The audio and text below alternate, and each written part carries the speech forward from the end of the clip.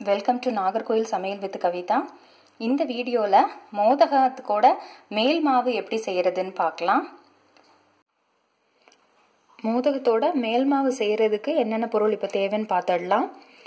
அரிசி மாவு 1 கப்பு. இது நார்மல் பச்சரிசி மாவு, கடையிலேருந்து கூட நீங்கள் வாங்கிக்கலாம். Oil 1 teaspoon, salt 1 pinch, hot water தேவையான அளவு. இப்போ எப்படி செய்யலான்னு பார்க்கலாம். இந்த மாவு செய்யறதுக்கு முதல்ல ஒரு பேன் எடுத்து சூடு பண்ணிக்கோங்க. சூடு பண்ணிட்டு நம்ம எடுத்து வச்சிருந்த இந்த அரிசி மாவை நல்லா வறுத்துக்கணும்.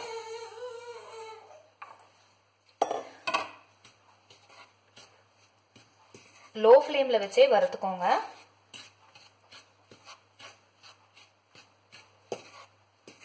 நல்ல ஒரு அரோமா வரும், அது வரைக்கும் இந்த மாவை வறுத்துக்கணும். வறுத்துட்டு இந்த டைம்ல நம்ம எடுத்து வச்சிருந்த சால்ட் அதையும் கொஞ்சம் ஆட் பண்ணிக்கலாம். அரிசி மாவு நல்லா வறுத்துட்டோம்.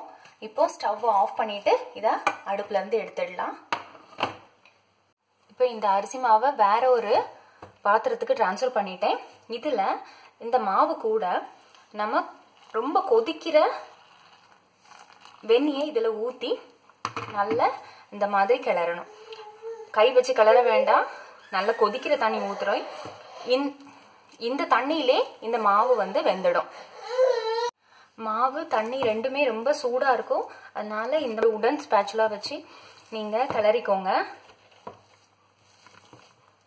கொஞ்சம் தண்ணி ஜாஸ்தியா தான் எடுத்துக்கும் இது, அதனால கொஞ்சம் கொஞ்சமா தண்ணி ஊத்தி நீங்க இந்த மாதிரி பிசைஞ்சுக்கலாம்.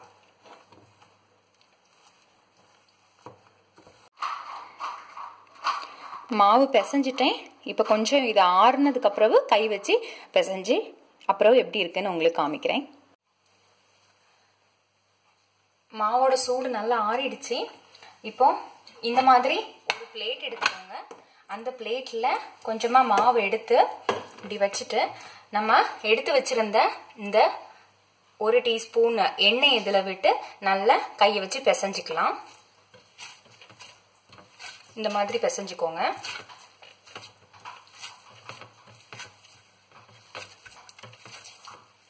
எண்ணெய் எல்லா சைடும் படுற மாதிரி இந்த மாதிரி நல்லா பிசைஞ்சுக்கோங்க. அப்பதான் ஒட்டாம வரும்.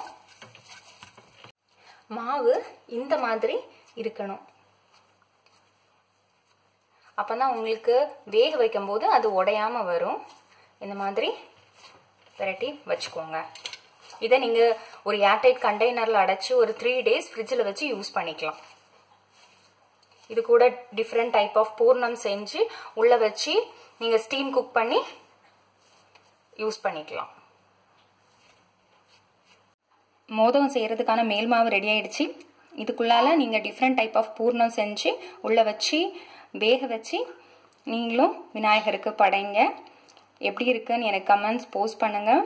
என்னோட சேனலை சப்ஸ்கிரைப் பண்ணுங்க. உங்க ஃப்ரெண்ட்ஸுகளுக்கும் ஷேர் பண்ணுங்க. தேங்க்ஸ் ஃபார் வாட்சிங்.